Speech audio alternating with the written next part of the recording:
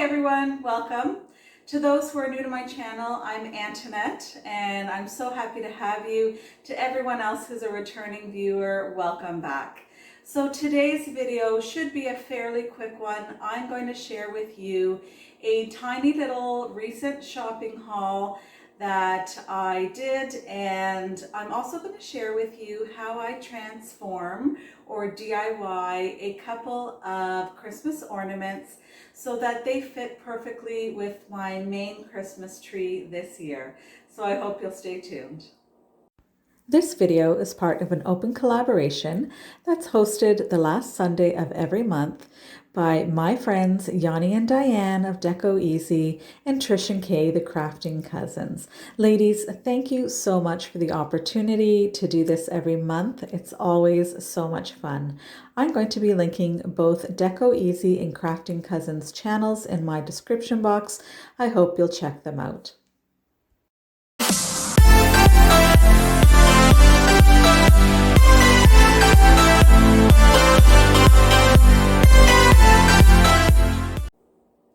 So as many of you know, I do love anything that is sort of Mackenzie-Childs inspired. And one of the patterns I really like of theirs that they don't tend to use so much anymore, but that's the Harlequin pattern. And I've been so attracted to the Harlequin pattern for the last couple of years, and well, 3 years actually. And so I did decorate last Christmas in a very Mackenzie-Childs inspired theme that will continue on this year as well. And I picked up these nutcrackers at HomeSense, and oh my goodness, I just, well, as I often do when I see something I like, I just sort of got so excited.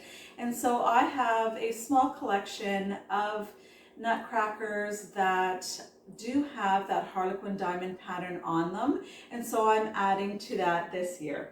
And so what I found were two, and this is one of the two nutcrackers. It's got this great buffalo check pattern on the hat, which is oh so popular. And I think what I'm going to like about this in the future is when maybe this pattern is not so in style anymore, I'm going to look back and remember just the craze about buffalo check, and it'll bring me back in time. And certainly as I get older, I am becoming so sentimental. But look at the base of this. This has the black and white diamond pattern on it, which I'm so crazy about. I may even go in with gold paint and do little dots in between the diamonds. So this was the first guy I saw, and I immediately put him into my cart. And I went into or down another aisle, and I found his bigger partner. Oh my goodness gracious. So he also has the buffalo check pattern, but he's got the diamond pattern going down his vest here and also at the base, which I may also add the little gold dots to. These two displayed together with my existing nutcrackers that match these guys, I think are going to make a beautiful impact on my Christmas decorating this year, so I can't wait to do that. And that will start soon. You will probably note that I'm going to do a couple of DIY videos before I actually start the Christmas decorating. And can you believe it is already that time of year? Where has the time gone? I feel like truly it's still, or it still should be, July or August. I cannot believe that we are well, this is October 1st, the day that this video is getting uploaded, and before you know it, it's November and then December. So I'm just a little floored. So the other pieces that I purchased are these two here. So I love the word joy and the word Noel for Christmas. And I don't have a lot of pieces that say the word joy, which is really unusual because I love the word so much. So I saw this and I loved it. It had a matching taller one, and I considered buying it, but then I thought, no, I think I have something in mind. I am going to do a black and white and green display for Christmas this year. So I hope you'll watch out for that video. And you'll see that this is black and white and then has some green here. And then I found this great green felt Christmas ornament. It's so pretty and natural looking. I love it with the berries here. And I think the way that I will use this is to simply sort of lay it on the bottom of this piece here and on top of a black and white runner, I think, and I think that's going to look gorgeous. This has also inspired me to make a DIY in a upcoming video not too far from now.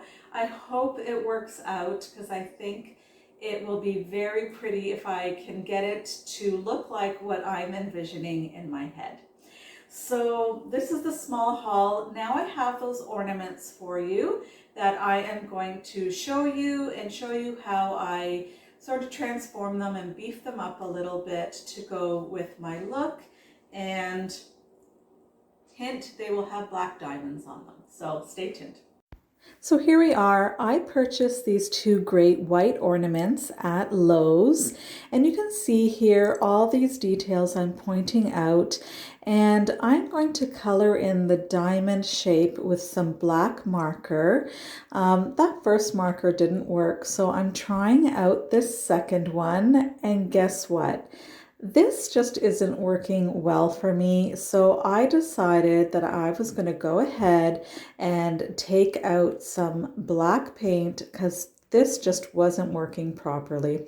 So I'm shaking up my paint and I'm getting it ready to paint all the diamond shapes, and this will be in keeping with my main Christmas tree this year. It will be black, white, and red, and so I am altering this ornament here so that it fits in with that theme.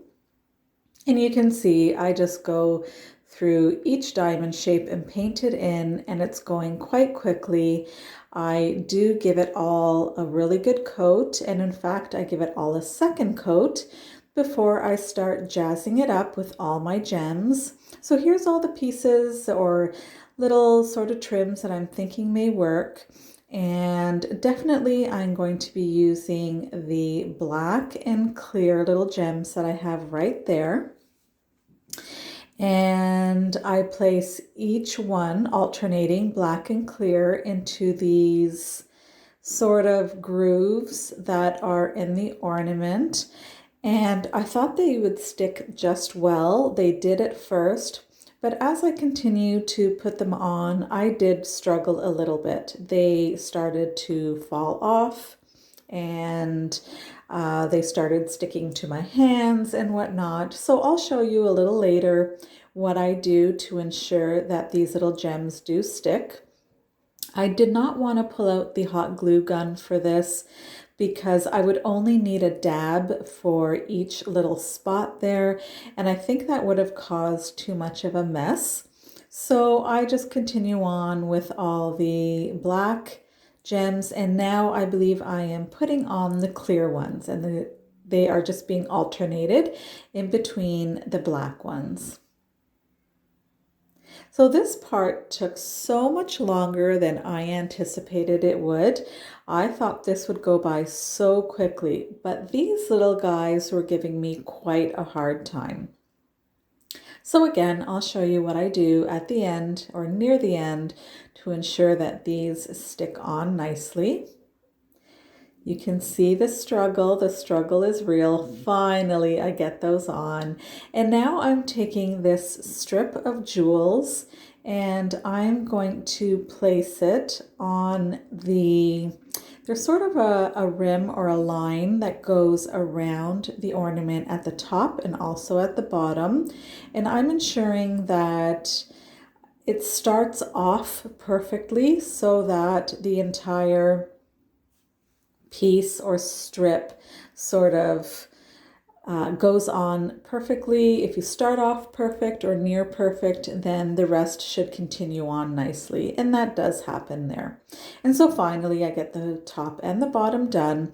And what I'm going to do to ensure that this all sticks and stays, I'm going to give everything a coat of a glossy Mod Podge. So you can see as I'm Mod Podging, some of the little gems come off. But at the end, once I have a really good coat of the Mod Podge all over the ornament, I feel confident that the gems are going to stay, and I feel certainly secure about that. That's what it looks like. It has this lovely glossy finish. I really like it. And then I'm going to take my little ribbons or bows here that I bought at Dollar Tree. I am not going to use the hot glue gun because I realize that they come with little twist ties, and the twist ties are perfect to just wrap around the neck, and I can even change them out next year if I so desire. So this is what we started off with, and this is what it looks like altered. Well, that's it for this video. Thank you so much for dropping by. I appreciate your visit.